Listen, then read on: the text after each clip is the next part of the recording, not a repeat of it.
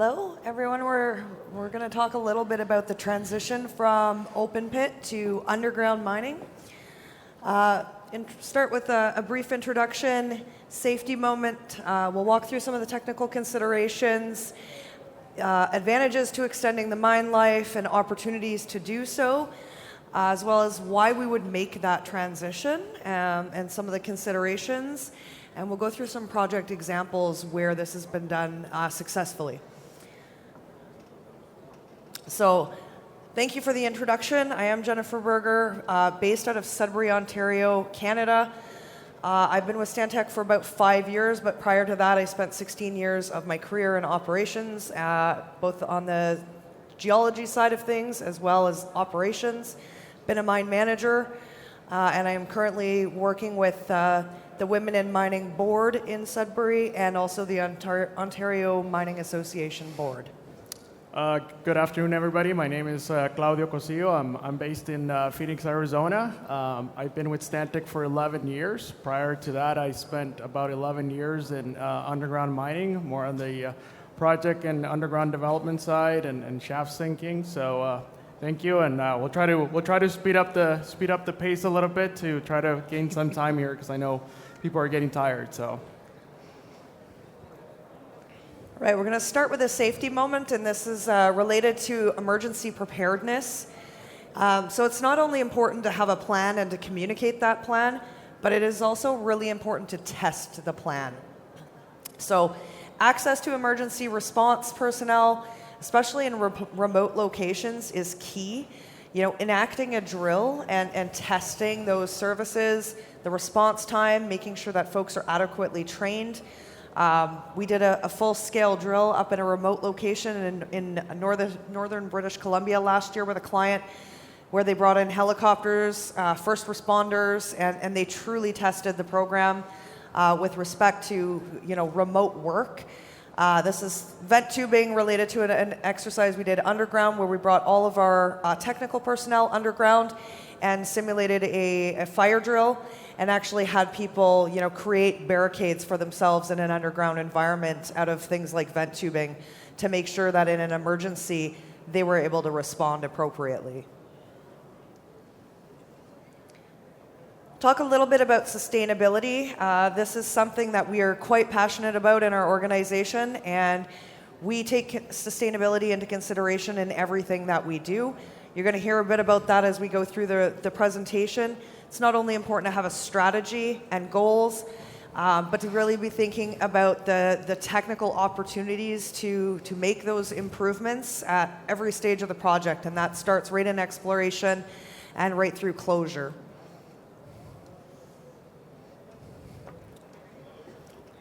So with that, we'll talk a little bit here high level on the technical considerations that everybody should think about when, starting, if you were thinking to going from surface to underground, from an open pit operation to an underground operation. We know that, in this environment, not only in Mexico, but globally, there's a huge pressure for, more metals around the world just based on the demands. We know that our larger open pits are depleting.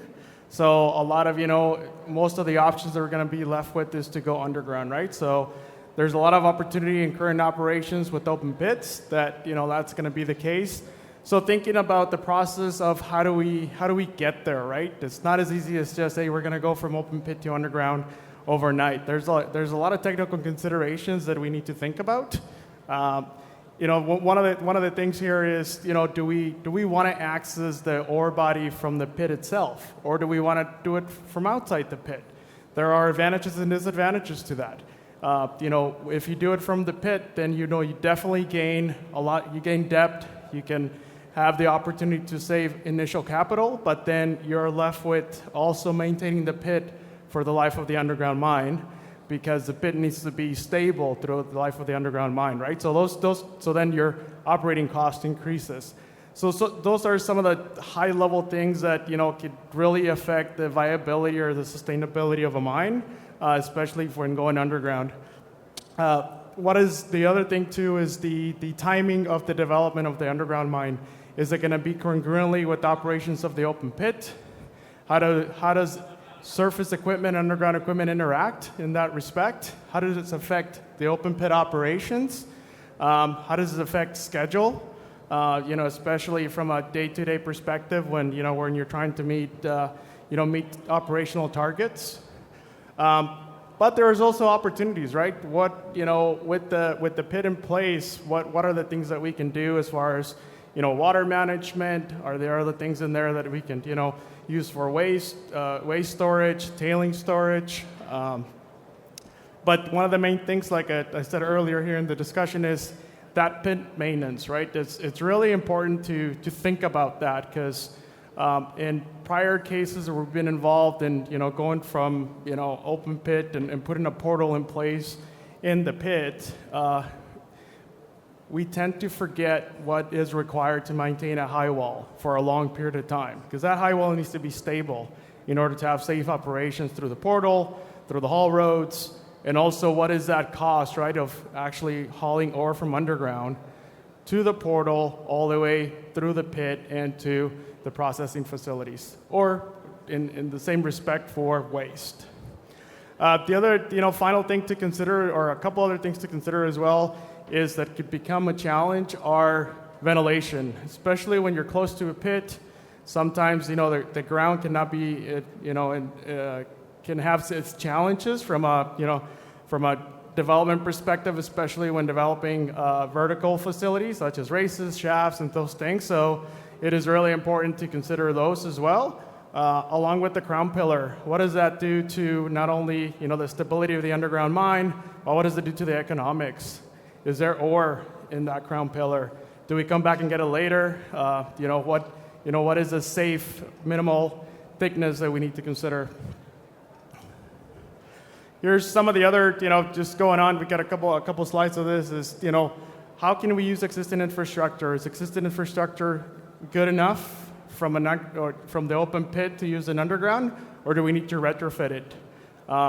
Especially when it comes to vehicle maintenance, there's definitely some work that needs to be done, or equipment maintenance. So it's just one of those things that we can't forget that we need to cost into when designing an underground mine. Talked a little bit about ventilation already. One of the things that we saw in a project a couple of years ago is ventilation short-circuiting. So when you have ventilation drifts into the pit, even at a higher elevation than your access portal, you can definitely see a lot of that, short-circuiting. Then, the exhaust air, depending on where you are in the world, what kind of climate conditions you have, a lot of it can get sucked in back into your ventilation system again. So it's some of those things that need to be considered from the get-go, because if not, you'll be fighting them the whole way through. Dewatering systems. The other thing is, with the watering system, where we locate the portal, if we have the portal too low in the pit because we wanted to gain additional depth, then in any sort of rain or flooding event, what does that do, right? We need to make sure we're prepared for that, because I actually been in a couple of mines that they were flooded temporarily because the portal was too low and there was not a whole lot of surge capacity at the bottom of the pit. Again, fleet selection, what can be reused, right, from the open pit? There is some advantage, especially here in Mexico, with some of the surface fleet can actually be reused in the underground side. So those are also things that need to be considered. When you talk to larger pits, then there's definitely those challenges of that larger equipment that probably won't be able to be reutilized for the underground side. And then maintenance facilities. With open pits, we typically got larger shops, larger warehouses. So how do we retrofit those? How do we make them fit for purpose throughout the transition process? One of the things here, technical considerations that can also be taken as advantages, that the permitting for an underground mine typically in most jurisdictions becomes a little more streamlined, just because the environmental impact is typically less. So there's definitely an advantage there. But the water management from the underground to the open pit to surface or processing facilities or water treatment facilities, all that needs to be considered. When we're actually, comparing a resource model from an open pit perspective to an underground perspective, that needs to be really clearly defined, because resource models are defined differently from open pit to underground. So those are the things that people can't forget when planning an underground mine going from an open pit. And then same thing with the processing metallurgy, right? Is the processing facilities fit for purpose, or does it need to be retrofitted? Just because you got to remember, with an underground mine, you're going to have a higher grade, but also you're going to have less material, right? So the mill may be oversized, but you may need to retrofitting depending on the mineralization.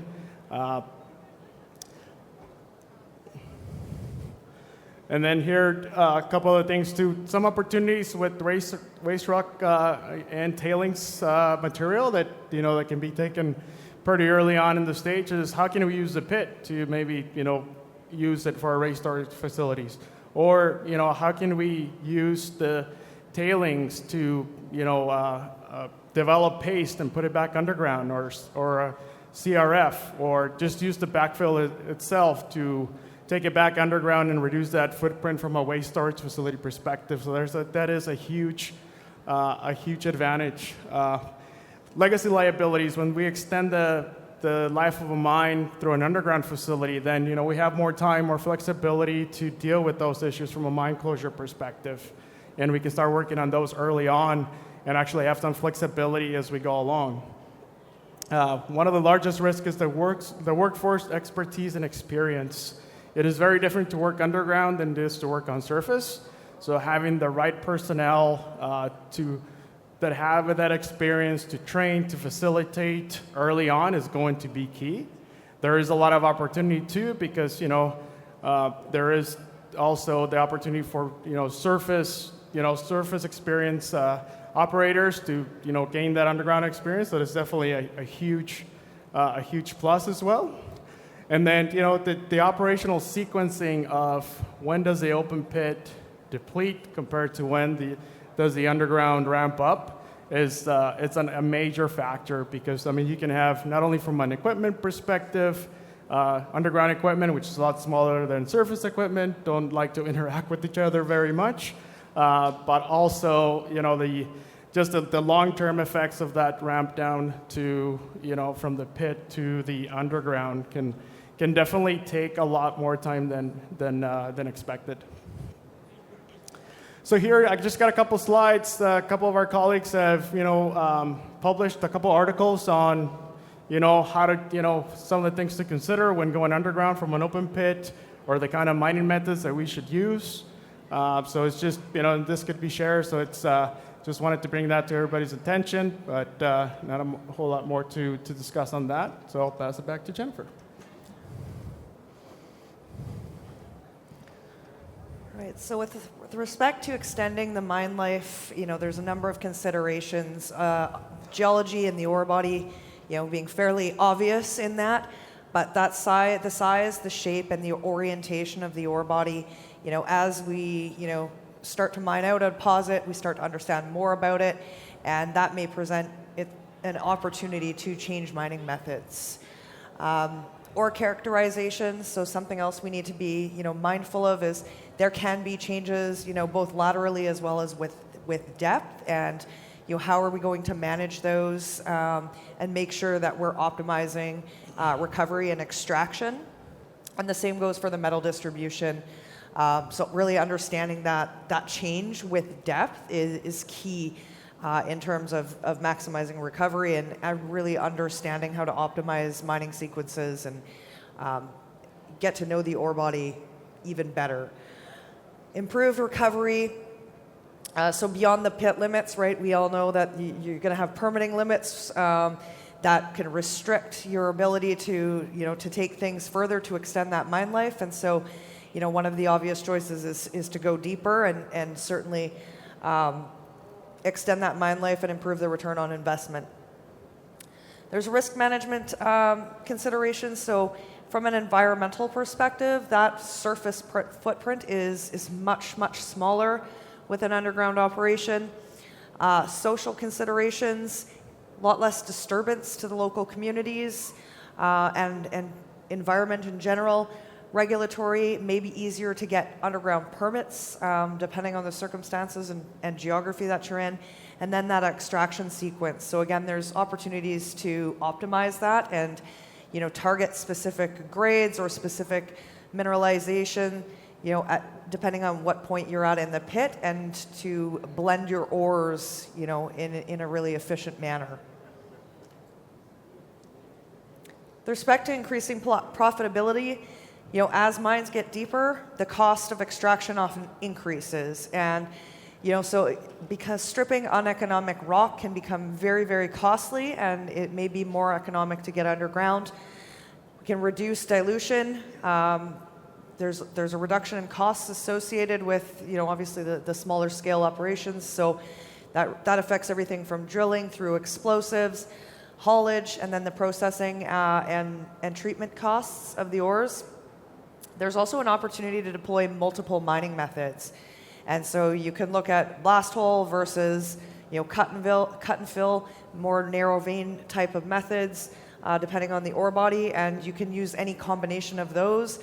Each has their own operating cost, and so you can really kind of streamline that to suit the ore body and your needs. Timing and extraction of the highest value ore. So depending on where you're at in the pit life, you can sink a shaft or put in a portal, and you can target a very specific area. There's some opportunities there as well if you want to be doing sequential or simultaneous mining. So if you're doing sequential, then you can start closure activities perhaps up in the pit while you're continuing to mine underground. Again, you can continue producing from the pit while you're establishing your infrastructure and getting down to depth if you're doing it simultaneously. There's opportunities to reduce the carbon footprint and deploy some new technologies. Battery technologies come a long way, as has electric technologies, and so reducing our energy consumption opportunity as well. Claudio talked about tailings and waste management, and then the technical risks. And so overall, the transition benefits, number one is to extend that mine life, improve the return on investment, and increase profitability. Community and environmental considerations, so limit that surface footprint, reduce the disturbance to the local communities, and that really is a social license to operate, right? Folks are looking at us to be more responsible in our mining activities and how we engage with our communities and the natural environment. So from a permitting and regulatory standpoint, there can be significant advantages to going underground sooner rather than later, depending on the deposit. And then as well, the advantages with respect to mine closure. So you can still be actively mining, and you can be reclaiming the land in areas that you may have affected with the open pit while you're still generating revenue and profits. So. All righty, thank you very much. So, we're going to just show a few examples of, recent projects that we've been involved in that, that are either in that stage that are going from an open pit to an underground, or at a very early stage from a study perspective. And just to, some of the things that we talked from a technical challenges perspective and some of the key technical challenges on these specific projects. For this specific project right here is, and also the comparison of, developing an underground mine from an active pit compared to an inactive pit. So there's two different things to consider there. In this case, it was an inactive pit, but there was a lot of work to be done up front because, the pit had, not been maintained from a geotechnical perspective. So those things need to be factored in early on. So that takes, time and schedule to make sure that you allot for that. And then here, the water management situation as far as, what's coming from the pit. In this pit, there was a small lake that we had to deal with. It was not a huge deal, but it's still something to consider. It takes time, it takes effort. And also, and the final thing here was that processing facilities needed to be retrofitted as well, different types of ores compared to the pit. So just something else that adds up.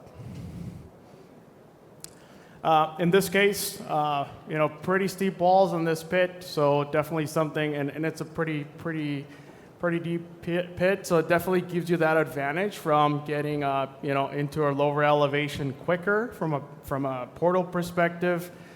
There was enough of a footprint that we can have several portal entrances. Not only that, but in this case too, the ore body was really close to the actual pit wall of the pit, so we had access to the ore fairly quickly. So that was another advantage. The thing here is, to watch out is just that overall, operating costs for the life of the mine, just because, all these walls need to be maintained for the entire life of the underground. So it's just something that, was definitely a huge factor on how this was designed.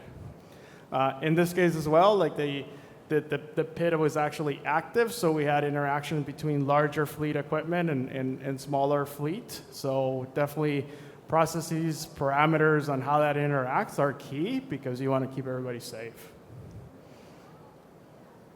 This one that it's currently in development, there is a lot of, this pit is one of the largest pits in the world, so a lot of traffic, huge fleet as far as, some of the vehicles that are used to move the material here on the open pit and going into an underground, but especially when you had to get all the way down, to closer to the bottom of the pit. That's a huge effort. A lot of maintenance that will need to be done, throughout the life of the mine, just because of the maintenance of the roads, the high walls, and also water here. It's a mine that has to deal with a lot of water, so not only from the surface, from an underground perspective. So lots of things to consider, when we are doing that transition. And a lot of these pits, will operate surface and underground concurrently for a long time. So that's another factor that needs to be taken into account. In this case, even though it's not as applicable to Mexico, but it's just a similar case, same things, right? It's considering that the geotechnical, the water. I mean, you can see there's a theme here, right? That it's, especially where it's an active pit, there are a lot of those risk and health factors that need to be considered. A lot of those cost factors. So it's just something that, it seems a lot of the issues are the same for when we do make that transition. And I think we got a couple more here, and on this one, it's a lot more early staged, and it's definitely the main difference here is just that mine access was not as close to the bottom of the pit as some of the other ones, so that had its own considerations. This one, the pit started early, and then we went into the underground, but then at some point we were operating both of them at the same time. Here, I don't know, Jen, if you want to talk about this a little bit. One? Sure. Again, this one was a trade-off studies that we were looking at, different options of whether we would ramp down or if we would put a shaft in. What was the interaction with the existing activities? There were some challenges here around the mining sequences and then the off-shaft infrastructure associated with that. In particular, they were interested in optimizing face time, and so a lot of work went into understanding, what would the travel times look like in a ramp versus a shaft in this situation. What's the transfer of personnel and material look like, and what is that interaction with the pit and activities in the pit, and then ventilation and cooling considerations, which Claudio spoke to a little bit earlier. And with that, a few minutes early, so any questions? If not, hopefully we can get back on track. All righty, well, thank you very much.